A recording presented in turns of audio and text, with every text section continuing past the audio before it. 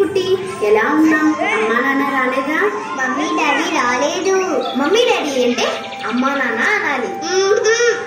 సరే రా పల్లెటూరు చూద్దాం. నేను రాను. Dirty village. డర్టీ విలేజ్ అంటే అందరి రండి. పల్లెటూరు అంటే ఎలా ఉంటుందో చూపిద్దాం. అక్కడ